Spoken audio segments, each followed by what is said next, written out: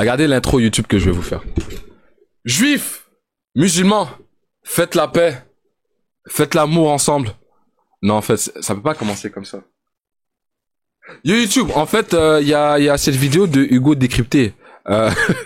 Cette vidéo t'explique le conflit historique entre Israël et Palestine. Il y a que ceux sur les lives qui vont comprendre. Mais faut pas trop faire attention aux commentaires. Il y en a qui sont un peu déplacés. Mais en gros, faudra. Les gars, c'était une blague. Putain, man. Ah, c'est edgy. Des fois, je me dis, est-ce que je la pose pour de vrai? Est-ce que c'est des blagues à ne pas faire, tout juste? Mais venez, on écoute Salut, Hugo. c'est Hugo, j'espère que vous allez bien et aujourd'hui je vais essayer de vous expliquer le plus clairement possible le conflit israélo-palestinien. Avec toute je sais pas l'équipe, pourquoi on a j'applaudis. beaucoup travaillé ces dernières semaines Merci, pour Hugo. publier cette vidéo qui, on l'espère, répondra à un maximum de vos questions. Gardez en tête que c'est un sujet qui est extrêmement complexe évidemment, donc on ne pourra pas traiter toutes les dimensions de ce sujet, mais on va Qui a tort, qui a raison dans ce conflit principaux. Et si c'est du coup une vidéo qui vous plaît, n'hésitez pas à le dire dans les commentaires et à vous abonner à cette nouvelle chaîne YouTube Hugo Décrypte pour ne pas louper les vidéos suivantes qui arrivent. Le commencement. Alors pour comprendre les tensions actuelles, on est obligé de revenir au moins 100 ans en arrière. À la fin du 19e siècle, il n'y a pas d'Israël, mais par contre il y a bien la Palestine, une province de ce qui s'appelait l'Empire Ottoman, et où habite à ce moment-là une population arabe composée de 80% de musulmans environ, 10% de chrétiens et 10% de juifs. Faut savoir que même en Europe, dans de nombreux pays, l'antisémitisme est très présent, les juifs sont persécutés et certains vont donc fuir vers la Palestine. Pourquoi en Palestine et pourquoi pas autre part? Eh bien c'est un territoire qui est très symbolique pour les juifs car il correspond, selon la tradition juive, à la terre promise par Dieu à Abraham, le père du judaïsme, et à ses descendants. C'est donc à cette période que va commencer à naître un mouvement. Ce mouvement, c'est ce que l'on appelle le sionisme. Concrètement, le sionisme, c'est quoi? C'est un mouvement politique qui a pour objectif de donner aux Juifs un territoire national dans la région où se trouve la Palestine. Mais j'avais raison! Les Juifs, c'est une nation, rendu là. C'est pas juste une religion. Si ils peuvent s'approprier une terre. On avance un peu dans l'histoire, on est désormais en 1914, c'est en 1914 qu'éclate donc la Première Guerre mondiale. La Grande-Bretagne rentre en guerre contre l'Empire Ottoman qui contrôle donc à ce moment-là... C'est les sionistes. Ah ok, c'est les... Ok, ok. Bien vu. Palestine, et en plein conflit, eh bien le gouvernement britannique c'est pas la même chose. Aux juifs de son pays... Désolé, je me suis un peu emporté. Les sionistes sont des juifs, mais les juifs ne sont pas tous sionistes. Un foyer pour eux directement en Palestine. En 1918, la Première Guerre mondiale prend fin, c'est une dérivée. L'Empire Ottoman s'effondre et 2 ans plus tard, c'est donc le Royaume-Uni qui prend le contrôle de ces territoires palestiniens. 180 000 juifs s'installent alors en Palestine entre 1929 et 1939. Et à ce moment-là, un certain nombre d'Arabes de la région, qu'ils soient musulmans ou chrétiens, voient cette arrivée plutôt d'un mauvais œil. Il y a donc une résistance qui va s'organiser et des révoltes qui vont se succéder. En 1939, la Seconde Guerre mondiale éclate, 6 millions de juifs sont tués par les nazis. L'immigration juive vers la Palestine, c'est là que ça devient... Et avec ça, eh bien, les tensions entre juifs d'un côté et arabes de l'autre côté ne s'arrêtent pas dans les années qui viennent. Ouais.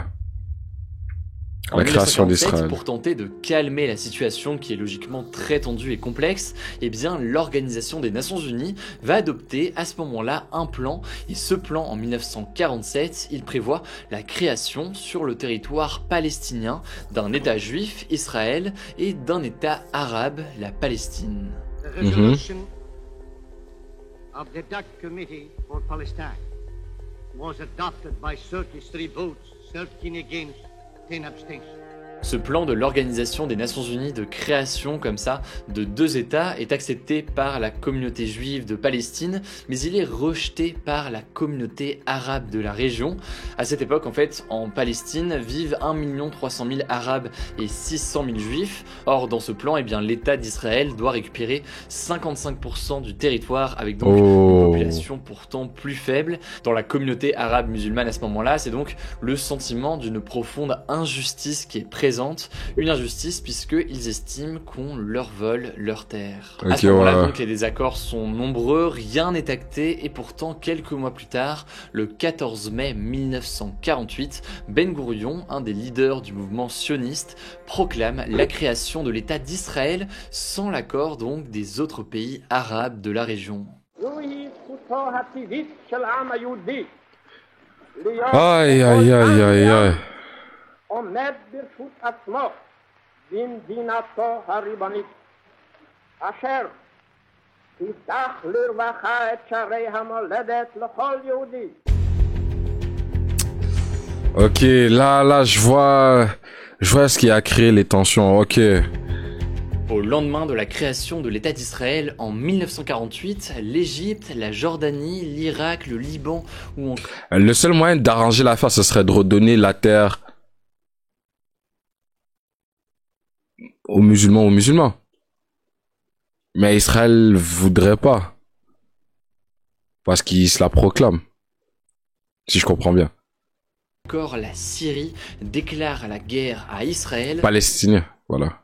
car ils n'approuvent pas tout simplement la création de leur État. Cette guerre, c'est ce que l'on appelle la première guerre israélo-arabe. Elle a duré de 1948 à 1949 et l'objectif de ces pays, c'est de reprendre la main sur les territoires attribués à Israël pour faire en sorte de créer une Palestine arabe. Au bout d'un an, eh bien, Israël va gagner la guerre et annexer la moitié ouest de Jérusalem, une ville qui est donc pourtant, je le disais à l'instant, sous contrôle international, mais donc ce territoire va être annexé par Israël, ainsi que d'ailleurs une grande majorité des territoires qui avaient été attribués aux Palestiniens par l'Organisation des Nations Unies en 1948. Le résultat, c'est quoi? Eh bien, face à cette nouvelle perte très importante de territoire, plus de 700 000 Palestiniens vont quitter leur foyer et s'exiler dans les pays arabes voisins. Il y a notamment la Jordanie, la Syrie ou encore le Liban. Et cet exode massif, il a un nom, la Nakba, ce qui veut dire donc catastrophe en arabe. Bref, beaucoup de changements, beaucoup d'évolutions au fil de ces années, mais pour résumer, à la fin de la guerre, en 1949, il ne reste désormais que 2 territoires qui ne sont pas contrôlés par Israël. Ces 2 territoires, c'est la bande de Gaza, qui est sous contrôle de l'Égypte, et la Cisjordanie, qui est contrôlée par la Jordanie. Ok, god damn. Malheureusement, cette première guerre n'est que le début du conflit israélo-arabe, et si on avance un peu dans le temps, en 1967, une nouvelle guerre éclate entre Israël et ses voisins, et c'est la guerre des 6 jours. Alors, comme son nom l'indique, la guerre des 6 jours, elle va durer seulement 6 jours. Jusqu'ici, c'est assez logique, mais en l'occurrence, le bilan est très élevé. On compte environ 750 morts côté israélien et plus de 20 000 morts du côté des pays Ouf. Oh my. arabe. Israël va gagner la guerre et à ce moment-là prendre le contrôle de plusieurs territoires. Ces territoires repris par Israël, vous les voyez donc actuellement à l'écran, il y a la bande de Gaza et la péninsule du Sinaï qui était jusqu'ici contrôlée par l'Égypte. Il y a aussi le plateau du Golan qui était contrôlé par la Syrie. Et enfin, il y a aussi la Cisjordanie qui était contrôlée par la Jordanie. Et donc là que Israël reprend à nouveau. Par ailleurs, Israël va accentuer sa mainmise sur la ville de Jérusalem puisque le pays va occuper et annexer Jérusalem-Est et va faire voter une loi pour instaurer une réunification des 2 côtés de Jérusalem, Jérusalem-Est et Jérusalem-Ouest, pour en faire la capitale de l'État d'Israël. 1967, guerre des 6 jours. L'autre date à retenir, c'est donc 1973, la guerre du Kippour. Elle va éclater cette fois-ci entre Israël d'un côté et une alliance entre l'Égypte et la Syrie de l'autre côté. Et en fait, l'Égypte et la Syrie veulent tout simplement récupérer les territoires qu'ils avaient perdus depuis la guerre des 6 jours. Le truc, c'est que Israël va à nouveau gagner la guerre avec plus de 20 000 pertes du côté arabe contre environ 2500 à 7500 côté israélien, mais donc beaucoup moins. Mais en l'occurrence, c'est important de comprendre que à ce moment-là, les 2 pays arabes ne sont pas complètement perdants puisque avec cette guerre, ils ont créé un climat d'incertitude en Israël et tout ça va pousser d'une certaine façon Israël à dialoguer avec les pays voisins. Conséquence, Israël va rendre une partie du plateau du Golan à la Syrie en 1974, puis évacuer peu à peu le Sinaï pour l'Égypte en échange de la promesse égyptienne qu'il n'attaque plus Israël. Et quant à la bande de Gaza et la Cisjordanie, eh bien à ce moment-là, elles restent occupées militairement par Ok, mais on parle beaucoup de l'Égypte et de la Syrie. Mais la Palestine, elle est où dans tout ça? Elle a disparu ou c'est comment? On n'en parle plus, on parle des terres égyptiennes, des terres syriennes, mais la Palestine, toi.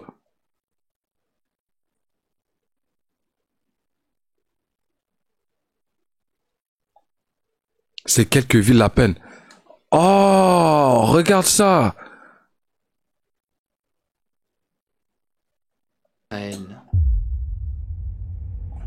J'en parlais justement.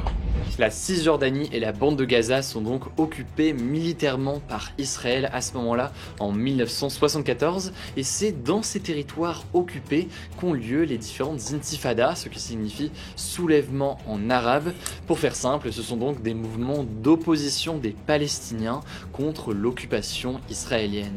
Il y a donc une première intifada en 1987, nouvelle date à retenir qui est assez importante, et cette première intifada prend fin en 1993 avec ce que l'on appelle les accords d'Oslo.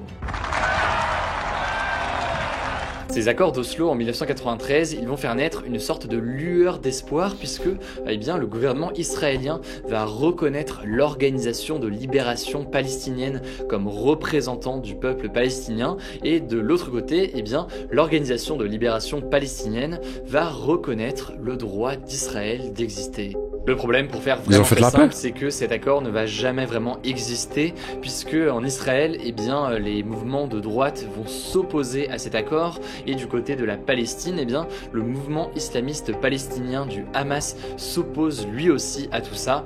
Résultat, il y a donc une seconde intifada qui se déroule. Elle a lieu entre 2000 et 2005 et ça a été la plus meurtrière. Plus de 3000 morts côté palestinien et plus de 1000 côté israélien, notamment à cause d'attentats suicides palestiniens et de frappes aériennes de l'armée israélienne. Au centre des conflits. Alors on entend beaucoup parler dans l'actualité de la bande de Gaza. Pourquoi? Eh bien c'est très simple. En 2005, l'armée israélienne va finalement quitter cette bande de Gaza et 2 ans plus tard, le Hamas, considéré comme une organisation terroriste par beaucoup de pays, dont l'Union européenne, va prendre le pouvoir sur ce territoire palestinien. Un blocus est alors mis en place par Israël sur la bande de Gaza. Ce blocus, il a pour objectif de limiter l'importation de produits sur le territoire ou encore de limiter l'alimentation en électricité et en eau pour les habitants de Gaza. Et les conséquences d'un point de vue humanitaire sont très importantes. On compte notamment un chômage qui est très important aujourd'hui sur ce territoire. Dans les années qui vont suivre, il va y avoir donc des oppositions régulières au centre de Gaza avec d'un côté le Hamas et de l'autre côté l'armée israélienne. Il y a une première guerre en 2008-2009, une seconde en 2012 ou une troisième encore en 2014. Et sur ces 3 guerres de Gaza, on compte environ 85 morts côté israélien et plus de 3500 morts côté palestinien. C'est quoi ces chiffres-là? Beaucoup plus de Palestiniens. La question du décalage entre le bilan sur le nombre de décès, c'est une question qui est importante. Pourquoi est-ce qu'il y a plus de morts côté palestinien que côté israélien? J'en disais justement, c'est quoi ces chiffres? Des milliers de roquettes sont tirées depuis Gaza vers Israël, des roquettes donc qui viennent du Hamas, mais Israël va en fait intercepter un très grand nombre de ces roquettes grâce au dôme de fer, un système d'interception des roquettes qui a été mis en place en 2011. Oh, ces images, je les avais vues. Je crois que je les avais vues sur Instagram ou sur Twitter. Ouais. Des antimissiles. En gros, ce dôme de fer repère et neutralise les missiles en plein air et les empêche. On dirait des feux d'artifice, mais c'est des missiles qui explosent. Le dôme de fer, il est très efficace, mais il est aussi très coûteux puisque pour chaque roquette envoyée par le Hamas et qui est stoppée par Israël, il faut compter environ 50 000 € par utilisation et donc c'est quelque chose de très coûteux. Mais en l'occurrence, eh bien, Israël est allié aux États-Unis et c'est bien les États-Unis qui financent en partie ce dôme de fer. C'est d'ailleurs un élément qui est beaucoup. Ah, c'est là que commence allié aux États-Unis. Les États-Unis, niveau militaire, c'est les plus... Ah, man. Mais en même temps, ils ont une grande population juive aux États-Unis. Regardez la map, là. Est-ce que c'est dans cette vidéo qu'on en parle? Non, c'était dans la précédente. Beaucoup avancé par le Hamas pour expliquer cette différence sur le bilan, le fait que Israël est beaucoup plus équipé tout de même et notamment soutenu par les États-Unis aujourd'hui. Alors quand on écoute les dirigeants israéliens concernant cette différence de bilan et le nombre de morts plus fort et plus important disons côté palestinien, eh bien Israël va répondre que c'est surtout de la faute du Hamas qui utiliserait ce qu'ils appellent des boucliers humains. Très concrètement, les autorités israéliennes accusent le Hamas de cacher les armes, les lancements de roquettes, etc. à proximité de la population palestinienne, par exemple dans des écoles, des maisons ou même des hôpitaux. Et à cela, de son côté, le Hamas nie ces accusations et certains spécialistes estiment qu'il serait de toute façon difficile de limiter les victimes de frappes israéliennes dans une zone aussi densément peuplée que Gaza. Autrement dit donc, selon beaucoup de spécialistes, s'il y a des frappes israéliennes sur Gaza, les conséquences sont quasi inévitablement des décès aussi au sein de la population de la zone. On en parle en ce moment. Alors maintenant qu'on a vu le contexte très large et vu un peu l'évolution progressive de la situation, c'est quand même essentiel de comprendre qu'est-ce qui s'est passé récemment. Eh bien la nouvelle flambée de violence que l'on a observée en mai a commencé tout simplement avec l'ordre d'expulsion de plusieurs familles palestiniennes de leurs maisons, des familles palestiniennes dont les maisons étaient situées dans le quartier de Jérusalem-Est. Je le disais tout à l'heure, l'est de la ville de Jérusalem est occupé et annexé par Israël, sauf que des familles palestiniennes y vivent toujours, et ces familles sont donc menacées d'expulsion par des Israéliens qualifiés de colons qui prétendent qu'il s'agit de leur territoire et qui veulent s'installer à leur place. En fait, pour faire très simple, l'Organisation des Nations Unies s'oppose à ces menaces d'expulsion venant d'Israël contre ces familles palestiniennes. Ce sont d'ailleurs des menaces qui pourraient, d'après l'ONU, être considérés comme des crimes de guerre contre les Palestiniens. C'est donc après cet événement comme point de départ que se sont intensifiées les tensions ces derniers jours. Il y a eu environ 10 jours d'affrontements très violents et un cessez-le-feu a été finalement conclu entre Israël et le Hamas le soir du 20 mai. Au bout de 10 jours, ces affrontements auront donc fait environ 230 morts côté palestinien, dont des enfants, et 12 morts côté israélien. Les chiffres sont jamais équilibrés pour les pertes. Sont toujours très présentes entre Israéliens et Palestiniens, et à l'étranger, on craint une reprise des affrontements à tout moment. Il faut bien comprendre qu'une part assez importante des pays du monde, dont les pays de l'Union européenne, se disent favorables à une solution à deux États, donc un État israélien et un État palestinien. Mais en fait, derrière ces mots, certains jugent que les gouvernements manquent de courage et de volonté pour réellement parvenir à la paix et parvenir à la création d'un État palestinien, en plus donc d'un État israélien. En tout cas, si cette vidéo vous a permis d'y voir un peu plus clair, eh bien n'hésitez pas à vous abonner pour ne pas rater nos vidéos suivantes. Évidemment, c'est impossible de résumer un conflit pareil en seulement 20 minutes, notamment en mettant le plus de nuances possible. Mais ça me paraissait quand même assez essentiel de répondre à un certain nombre de questions et d'éclaircir certains points qui peuvent paraître assez flous aujourd'hui. Bref, du coup, sujet complexe qui mérite qu'on s'y penche encore davantage. Du coup, si ça vous intéresse, je vous mets en description des ouvrages, des documentaires, etc. qui pourraient vous intéresser. N'hésitez pas aussi à découvrir les autres vidéos postées sur cette nouvelle chaîne YouTube Hugo Décrypte, notamment la rencontre avec... Hugo, tu nous fais des bonnes vidéos là. Des bonnes vidéos explicatives. Va falloir que je m'abonne. On parle beaucoup des points négatifs, mais c'est quoi les points à améliorer? Comment on peut faire pour cesser cette guerre, ce conflit israélo-palestinien? C'est la question que je me pose. Vous la Palestine, laissez les Palestiniens tranquilles. Attends, c'est qui disait qu'il fallait que j'aille voir la carte là? Parce que j'en parlais, il y a un territoire qui appartient à l'Égypte, un territoire qui appartient à la Syrie, mais le territoire palestinien, il est où? Gaza? Je fais comment pour voir le tout, les gars?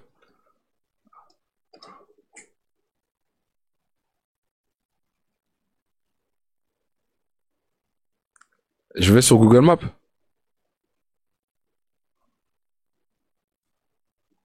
Évolution Palestine. Sur Google Image. Évolution Palestine.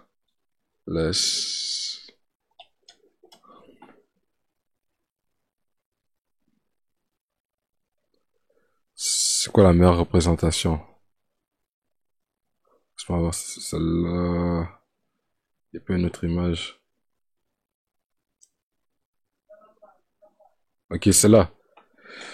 Jewish land, c'est en blanc. Palestinian land, c'est en vert. En 1946, majoritairement, c'était des Palestiniens.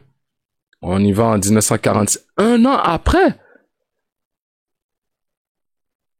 C'est là que ça commence à devenir problématique. Là, majoritairement, ça devient Israël en 1967, soit 10 ans après. Ensuite, 2012. Regarde. Ils se sont fait écarter. C'est quoi ça? J'ai dit 10, hein? Ouais, 20 ans, raffinerie, bien vu. On les a mis à côté.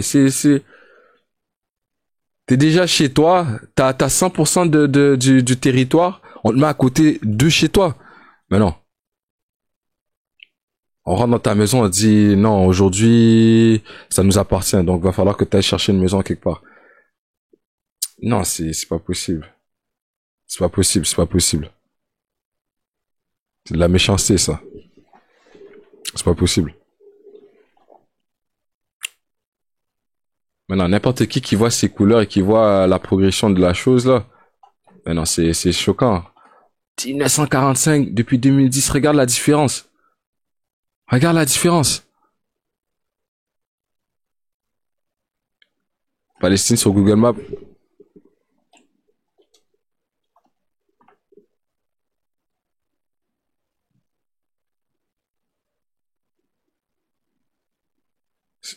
C'est où? Attends, c'est en pointillé, là?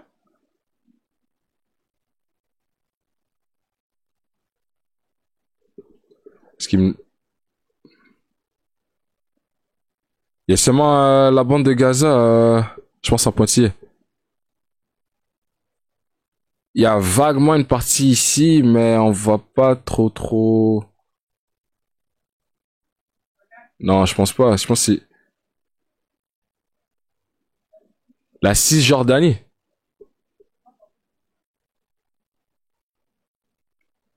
Attends. C'est pas trop précis, là. C'est ça, c'est pas trop précis, je comprends pas. Je vois les pointillés, je vois c'est écrit Gaza, Jérusalem, puis ici c'est écrit Cisjordanie, mais... Palestine Square.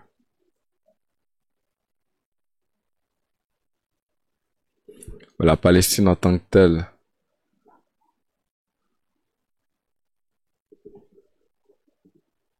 Wow. Ah, what the fuck.